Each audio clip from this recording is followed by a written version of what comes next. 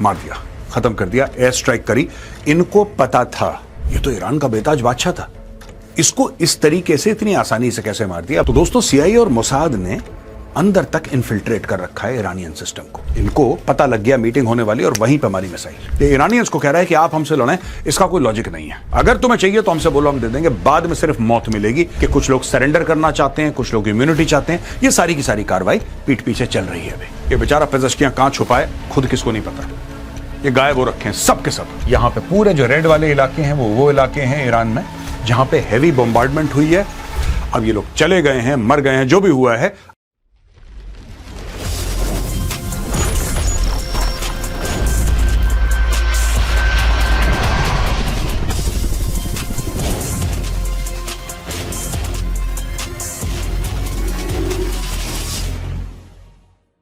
जय हिंद दोस्तों, मैं हूं मेजर गौरवारी और आप देख रहे हैं द चाणक्य डायलॉग्स। अभी आपको पता तो चल ही गया होगा कि खमेनेई की मौत हो चुकी है और ईरान में लगातार दर लगातार बमबारी चल रही है। वहां पे ईरान ने पूरे मिडिल ईस्ट में आग लगा दी। आज जब हम ईरान के खिलाफ यूएस और इजराइल की जंग जैसे सीरियस टॉपिक पे बात कर रहे हैं तो यह समझना जरूरी है कि दुनिया की पॉलिटिक्स कितनी अनस्टेबल और अनप्रिडिक्टेबल हो चुकी है। एक छोटा सा टेंशन, एक मिसाइल, एक डिसीजन और पूरी दुनिया उसका इंपैक्ट फील करती है। जंग सिर्फ बॉर्डर्स पर नहीं लड़ी जाती है, उसका असर इकोनॉमी, मार्केट्स और आम लोगों की जिंदगी पर भी पड़ता है।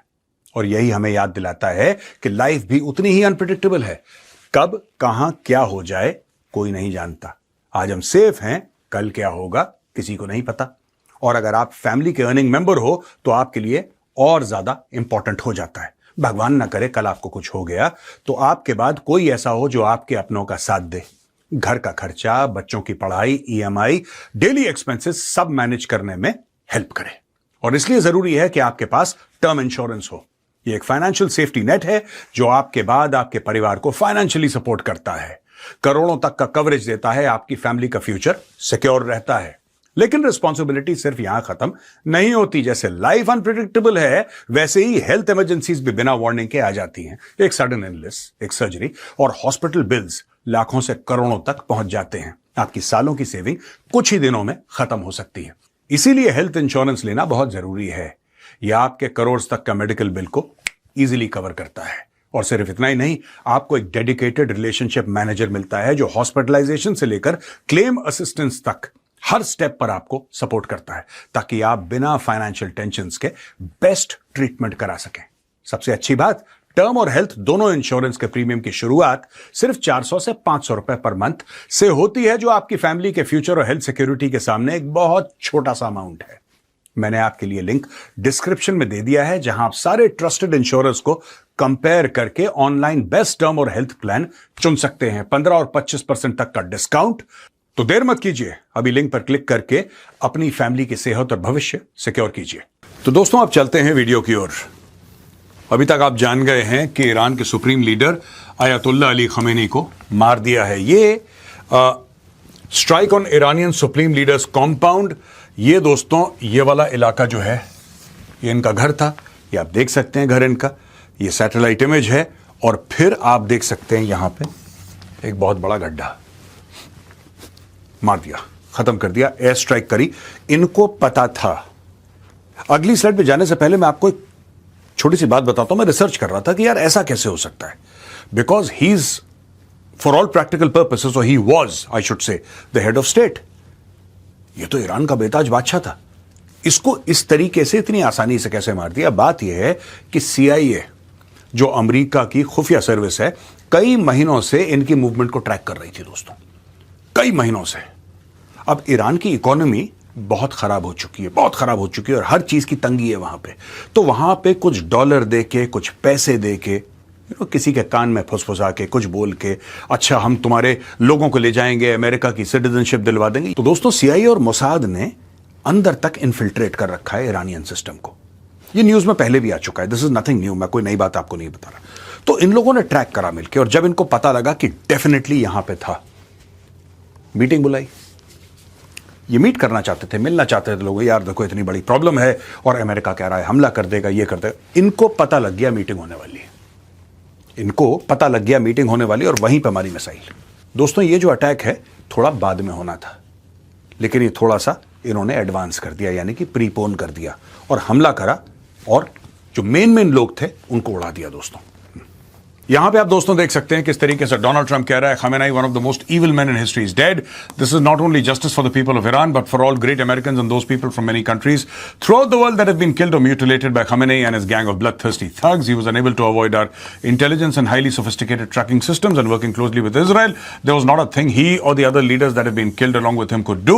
This is the single greatest chance for the Iranian people to take back their country. We're hearing that many of their IRGC, military and other security and police forces no longer want to fight and are looking for immunity from us. As I said last night, now they can have immunity. Later they only get death.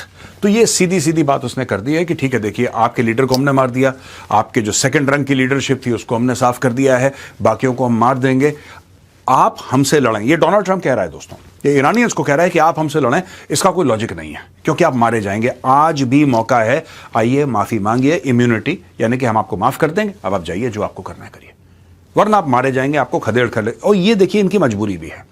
जो American हैं दोस्तों, जो Israelis हैं, यहां पे देखिए सब Israel cuts का ये कहना है कि द टायरेंट खमेनी वाज थ्वाटेड in the opening blow of operation roar of the harrier along with another senior figures of the terrorist stronghold those who worked to destroy Israel were destroyed. तो दोनों अपनी अपनी कहानियां बता रहे हैं। Netanyahu को ये तारीफ कर रहे हैं, बोल रहे हैं बहुत जबरदस्त लीडरशिप और डिटर्मिनेशन, और आईडीएफ इजराइल डिफेंस फोर्सेस का ब्रिलियंट परफॉर्मेंस। लेकिन इसमें क्या बात है, बात यह है कि जो एलिमेंट्स हैं जो लड़ रहे हैं, अभी भी लड़ रहे हैं, जो मिसाइल फायर कर रहे हैं, कोई ना कोई वहां पे अफसर होगा, कोई ना कोई वहां पे मिडिल लेवल ऑफिसर होगा जो वहां पे अभी भी लड़ रहा है ट्रूप्स के साथ। उन सबको बोला है कि अगर तुम्हें, इफ यू वांट इम्यूनिटी, अगर तुम्हें चाहिए तो हमसे बोलो, हम दे देंगे, बाद में सिर्फ मौत मिलेगी। यही डोनाल्ड ट्रंप कह रहा है। Now they can have immunity, later they only get death. अभी इम्यूनिटी इनको मिल सकती है, बाद में सिर्फ और सिर्फ इनको मौत मिलेगी। ये लोग हैं दोस्तों जो मेन फिगर्स हैं ईरानियन रजीम के, जिनको एलिमिनेट कर दिया गया है। अयातुल्लाह अली ख़ुमैनी, इनके बारे में आप जानते हैं, ये सुप्रीम लीडर हैं, he has been eliminated. Mohammad Pakpour, commander in chief Islamic revolutionary guard corps का चीफ है, इसको मार दिया है। Ali Shamkhani, secretary national security council, इसको खत्म कर दिया है। Aziz Nasirzadeh, minister of defence, he has been killed. इसके अलावा Abdul Rahim Mousavi, chief staff of the armed forces, he has been killed. Saleh Asadi, head of intelligence, इनकी photograph नहीं है, हेड ऑफ इंटेलिजेंस है, जाहिर सी बात है खुफिया काम था इनका। खत्म अलबेक कमांड, तो हेड ऑफ इंटेलिजेंस थे, इनको भी खत्म कर दिया। और यहां पे chief of military bureau of supreme leader Mohammad Shirazi, इनको भी मार दिया गया है। तो ये लोग थे कुछ लोग जो ईरान को कंट्रोल करते थे, ईरान को चलाते थे। अब इसके अलावा भी दोस्तों इनके कई मिनिस्टर्स हैं, मसूद पेज़ेश्कियां हैं, they are all at large. अब कुछ नहीं पता, इनमें से कई सारे ऐसे मिनिस्टर्स हैं जो इस वक्त हो सकता है ये प्लानिंग कर रहे हों, किसी भी तरीके से निकलो, जहाज लेके रशिया भाग जाओ या कहीं चाइना भाग जाओ, कहीं और भाग जाओ, ऐसी कोशिश में ये लोग लगे रहेंगे। कुछ लोग, ऐसा सुनने में आया है, अभी तक मीडिया में नहीं आया, लेकिन सोशल मीडिया पे ऐसी खबरें हैं कि कुछ लोग सरेंडर करना चाहते हैं, कुछ लोग इम्यूनिटी चाहते हैं। ये सारी की सारी कार्रवाई पीठ पीछे चल रही है अभी। यहां पे ईरान की जो प्रेसिडेंसी है उसने बोला है कि खमेनेई को आपने मारा है, असैसिनेट करा है, उसका बदला हम लेंगे, उसकी जवाबी कार्रवाई जरूर होगी। Iranian president Masoud Pezeshkian has denounced Khamenei's killing as a great crime and promised to respond according to a statement from his office. This great crime will never remain unanswered and will turn a new page in the history of the Islamic world and Shiism. The pure blood of this high-ranking leader will flow like a roaring spring and will eradicate American Zionist oppression and crime. ये सब देखिए कहने वाली बात है, ये भी चूरन बेच रहा है पेज़ेश्कियां, ठीक है। Nobody knows where he is. Nobody knows where he is. ये सारा का सारा जो ये डायलॉग बाजी है ना, the pure blood of this high ranking officer will flow like a roaring spring, ये सब लोगों को में वो जोश पैदा करने के लिए कि डोंट वरी, तुम लड़ सकते हो, चिंता मत करो, चढ़ जाओ सबके ऊपर, ये वो सब डायलॉग बाजी है दोस्तों। ये बेचारा पेज़ेश्कियां कहां छुपाए खुद किसको नहीं पता।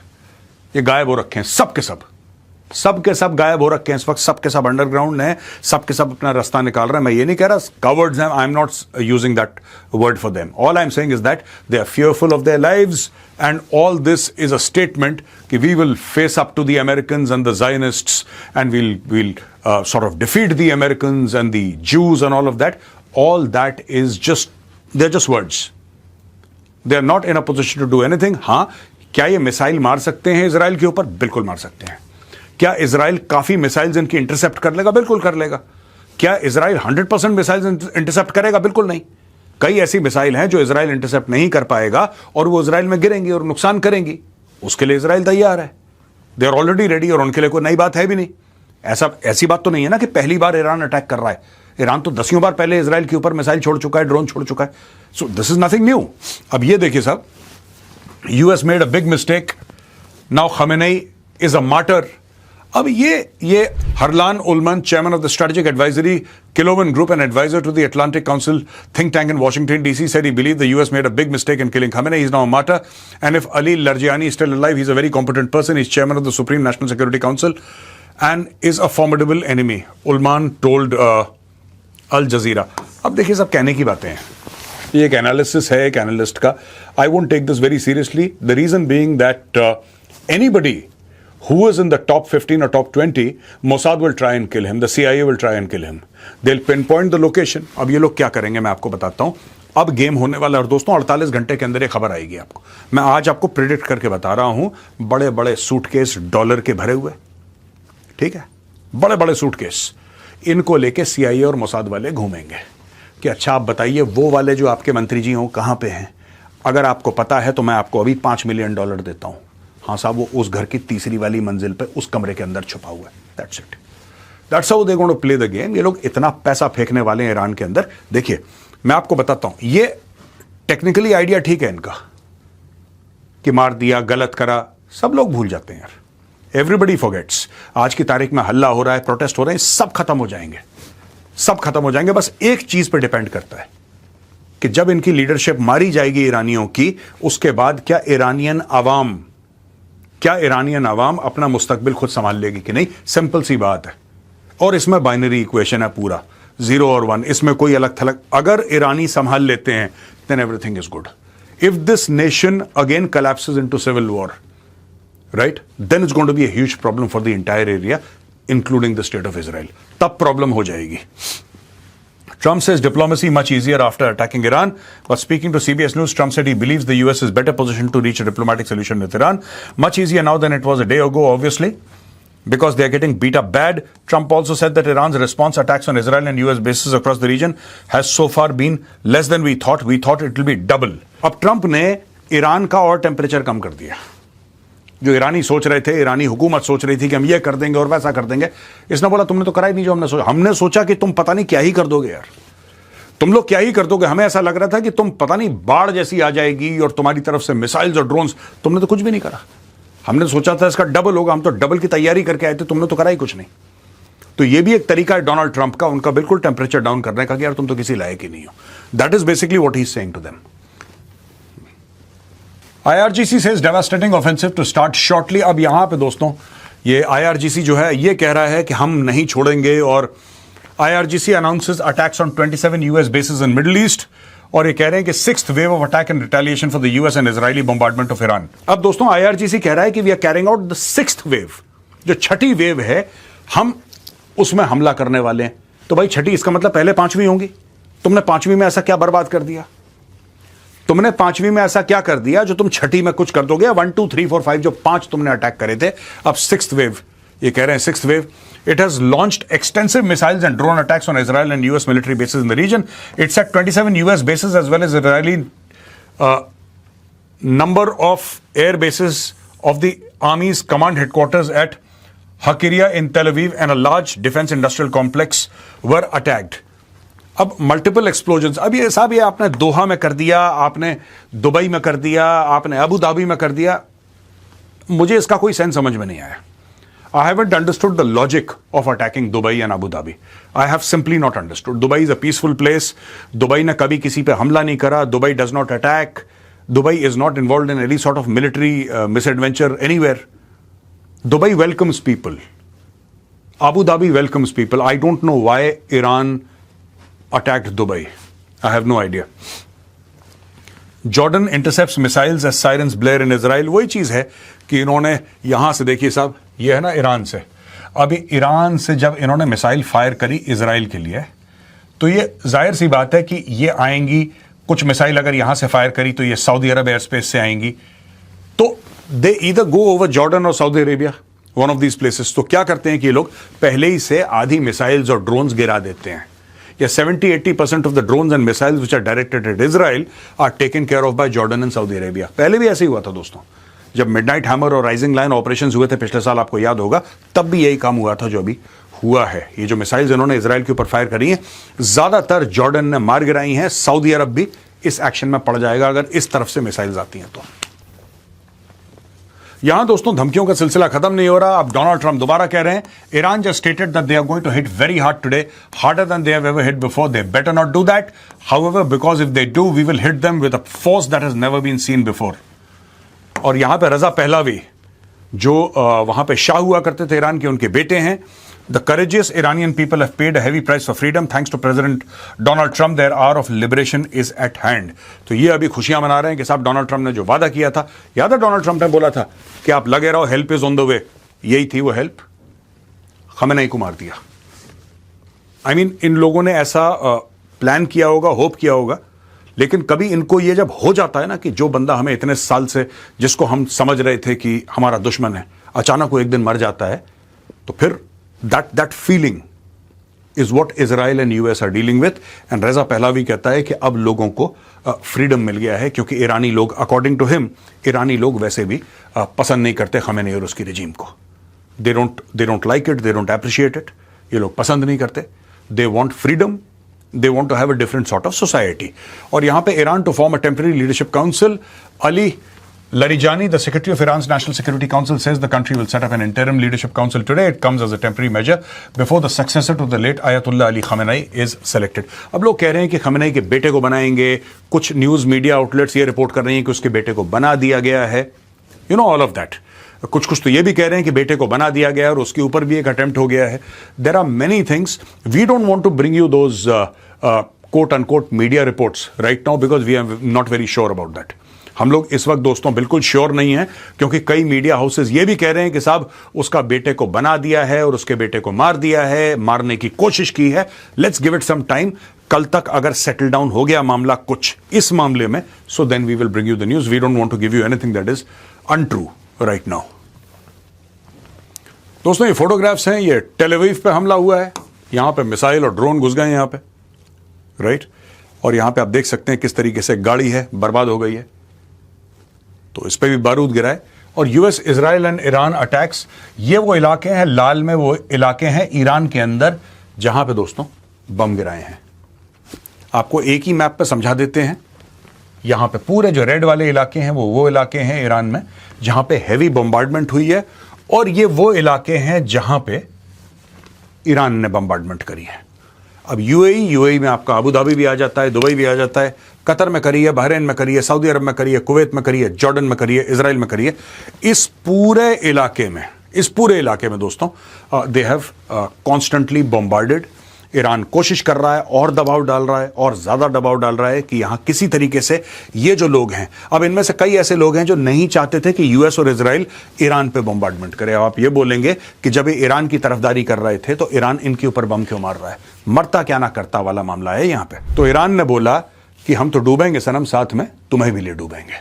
That is what Iran is doing. उसको ऐसा लगता है कि इस इलाके में पूरा खत्म कर दो मामला।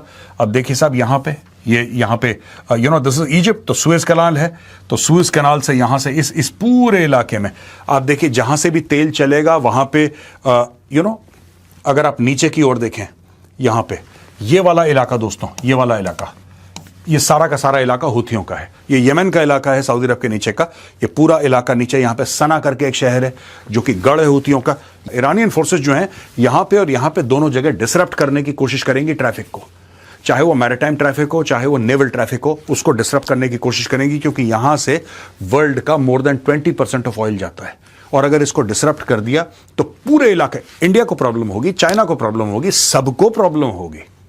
Everybody will have a problem, and when everybody has a problem, right, then Iran hopes that people will tell Israel and the US, अरे साहब हमारा तो हम बर्बाद हो गए हैं, आप लड़ाई रोकिए, आप क्या कर रहे हैं। इन सब चक्करों में ईरान इनको अटैक कर रहा है। वरना एक बात बताइए साहब, यूएई का क्या लेना देना है ईरान से, दुबई का क्या लेना देना है। दुबई दुनिया की फाइनेंशियल कैपिटल्स में से एक है, तो उनको ऐसा लगता है कि वहां पे अमेरिकन का पैसा लगा हुआ है। अगर हम दुबई पे मिसाइल ठोकेंगे तो दुबई का शेख फोन करेगा कि साहब ये लड़ाई रोकिए, हम तो बर्बाद हो गए।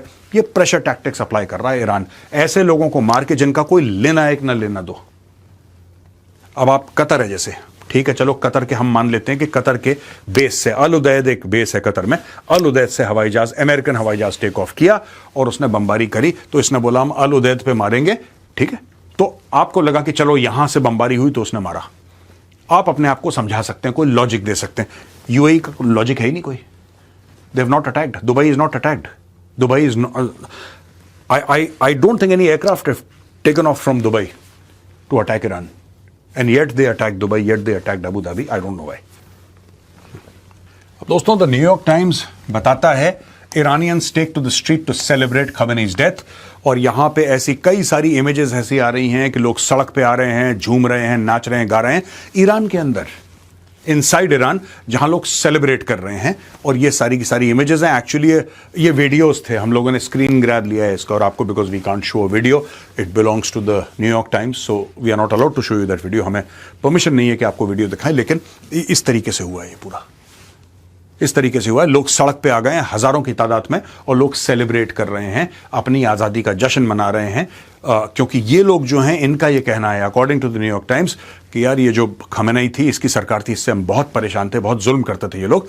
अब ये लोग चले गए हैं, मर गए हैं, जो भी हुआ है, अब हम आज़ाद हैं, अब हम नए तरीके से अपनी जिंदगी शुरू करेंगे।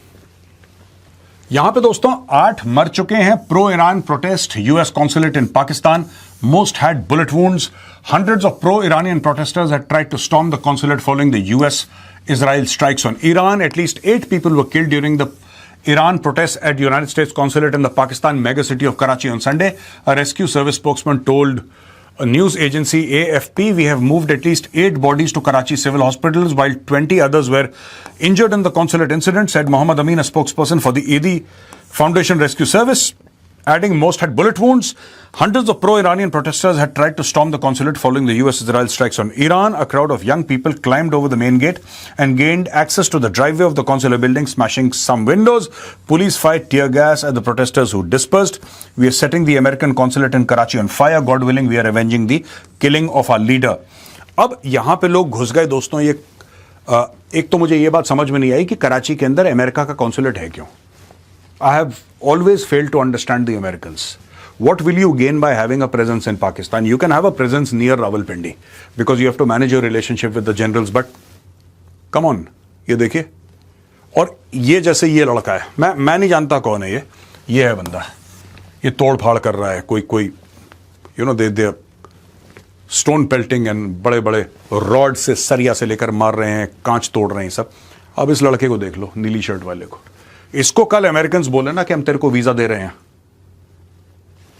अगर अमेरिकन बोल दें तो ये पलट जाएगा।